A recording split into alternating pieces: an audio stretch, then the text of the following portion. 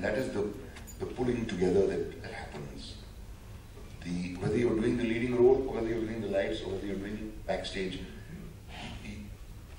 you're all together, you work together, you eat together, you dress together, you laugh and cry together. And there's much more of a feeling of synergy in the theatre than in movies. In movies, you sit in your air-conditioned cabin and step out for the shot. I don't really feel part of many units that I work with because I'm an actor. I think most actors feel that. Most actors in movies feel that. You also say in the book that if you are an actor and you've developed a particular kind of skill, then there is no good day or bad day.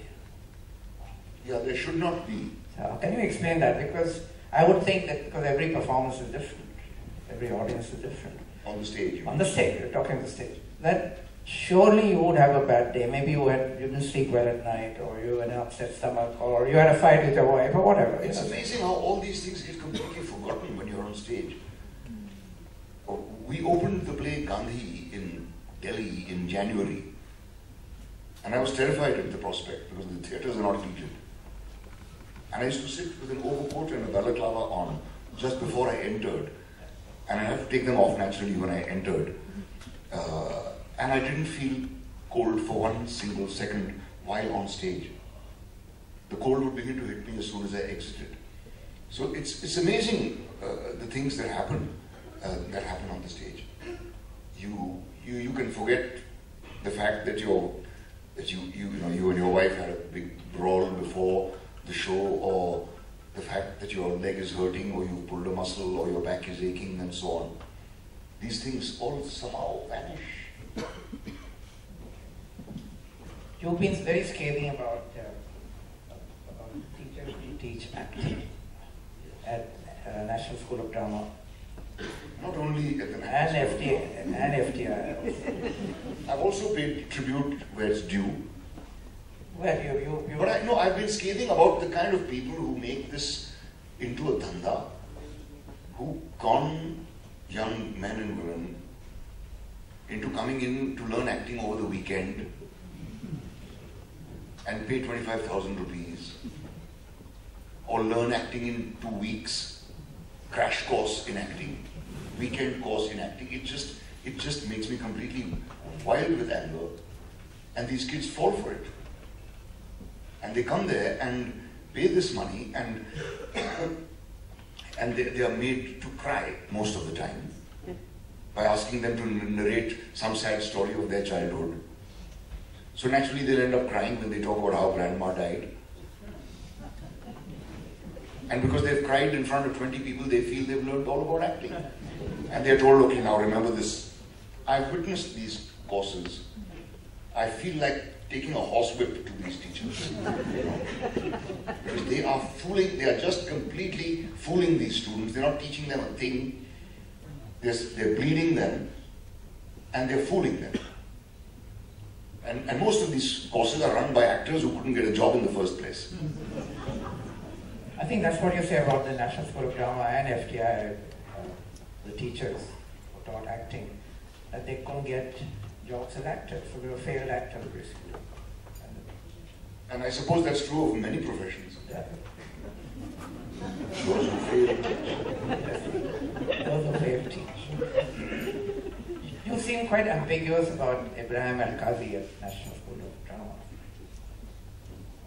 You, on one hand, you admire him, on the other hand...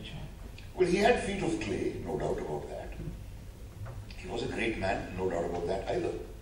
What he has given to theatre in India is enormous. What he has taught me is quite... I'm extremely grateful. I learned discipline from him. One learned about sophistication in the theatre, one learned about presentation, one learned about staging, one learned about lighting, setting, detailing in the theatre, which he was obsessive about. And at that time, the guidance he gave us as actors was quite sufficient. I didn't feel dissatisfied then. It was only later that it occurred to me that he was not really an actor's director, he was a designer. And an excellent designer. He did the kind of productions where the stage would open the curtains would open to an empty stage and it would get an applause from the audience. Now to me, that is not theatre. What do you applaud about an empty set? According to me, a set is something the audience should not look at until the actor appears on it. But Al-Qazi Sahib used to make architectural masterpieces. He even then performed in the Purana Qila, and I think his productions were completely ineffective at the Purana Qila. Because they dwarfed the actors, they dwarfed the content, they dwarfed everything. It was only spectacle. These are the kind of things that I complain about, but I think his virtues far outweigh his few weaknesses. So theatre is not spectacle? No. You're putting the actor above the... I'm putting the text above everything else. And in Al-Qazi's plays, the text often got diluted and often obscured by the production values. The acting was pretty soulless in his plays. He didn't care much for the actors. He had no patience with actors who said, I want to try this or I want to try that. He knew what he wanted. His instinct for what is effective on stage was so infallible that you could not question it. And watching him operate that way taught me a great deal about how a scene is brought to life. The one thing that comes through is that your lack of certainty, even after so many years, about what you should be as an actor. That you keep saying that I should be myself. And an actor should learn to be himself. Now again, that's a concept which I don't understand, because if you are just yourself, then you are Shami Kapoor in every film. Surely you're supposed to be the part you're playing and should be so immersed in it.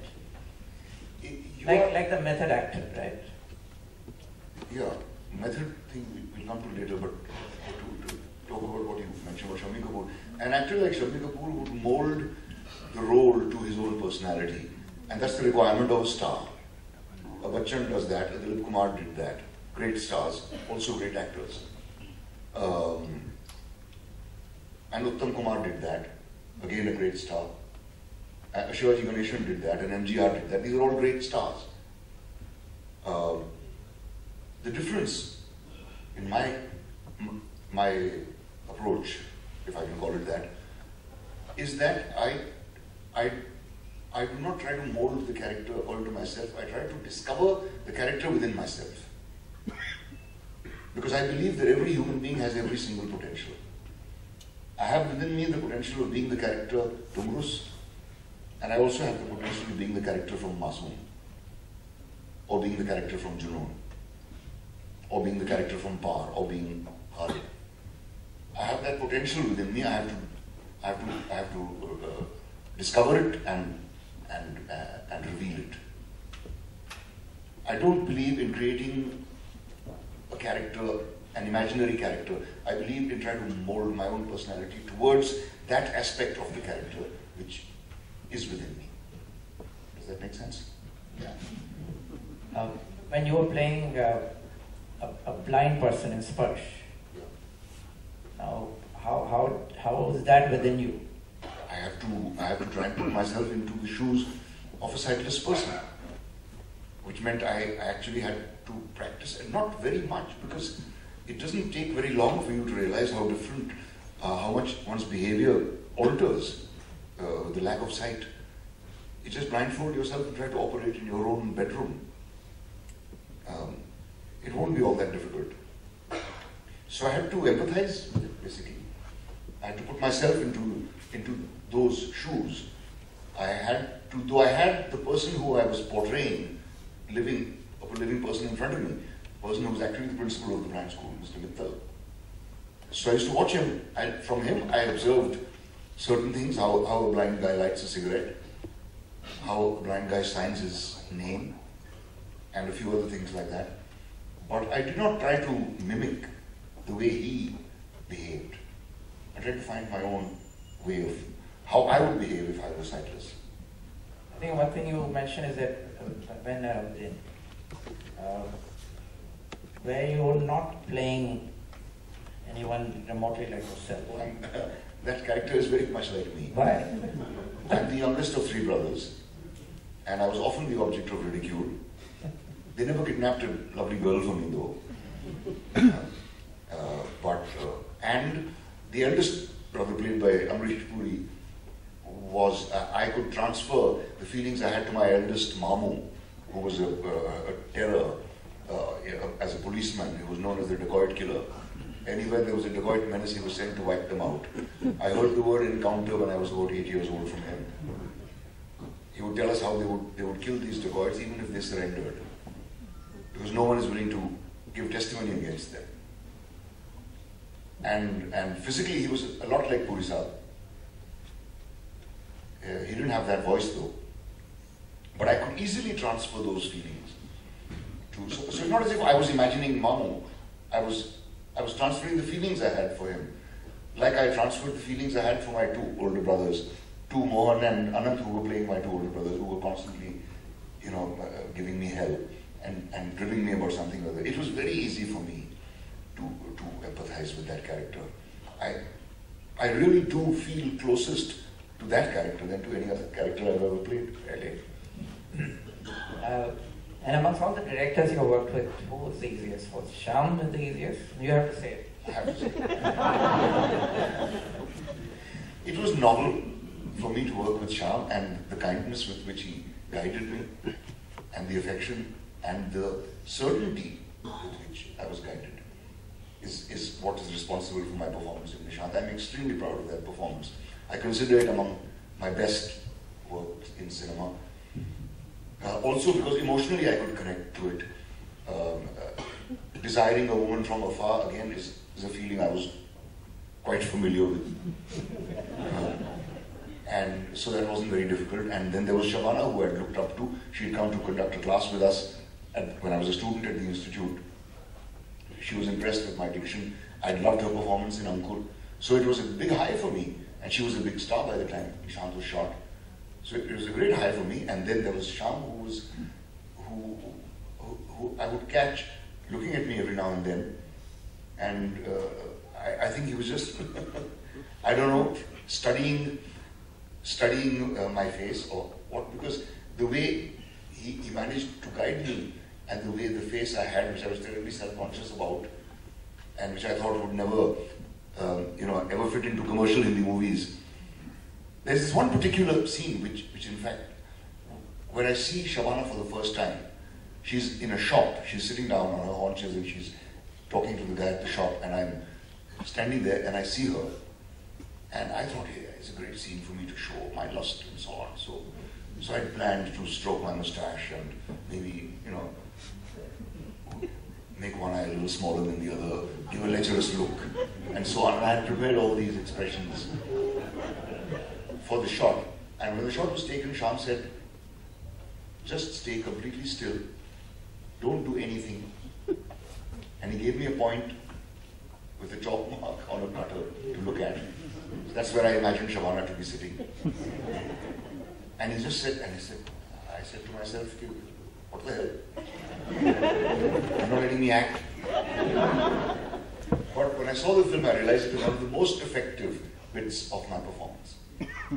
And because Shyam, as a director, knew exactly what is being conveyed. Why did it work? If you're just sitting still. It was a very important lesson for me as an actor, because it made me realize that often the actor's body speaks without him knowing it. And what it has taught me is that, and it's something I often talk to students when I work with them, is that if you just sit in one position or stand in one position and only alter the position of your head,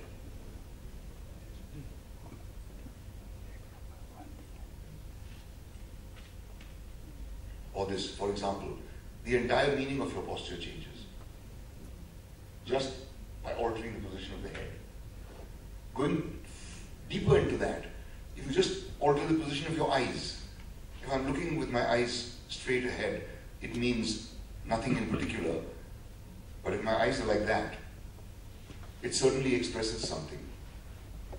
Or if my eyes are like that, or if my eyes are like that. So that's what it taught me. That Shyam knew much more about my facial expressiveness than I did. And he made me stand in a position where my face was this way and my eyes were like that. So just having my eyes in that position conveyed what he wanted to convey.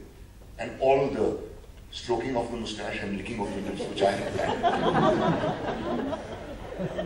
would not have expressed. But Shah. So I said, hey, that's what I look like. I don't think I played Sarfaraz quite like that though. Are you talking of underplaying?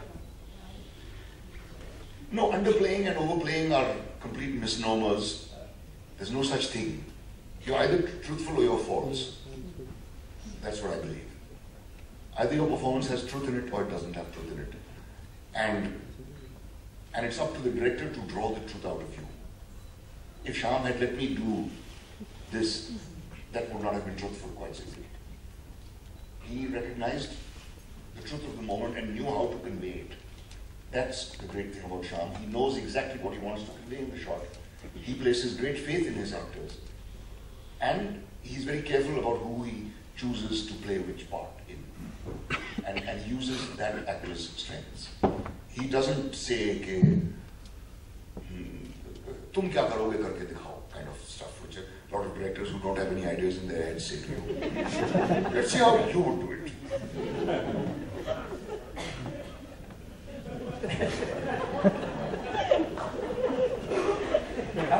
How do the mainstream directors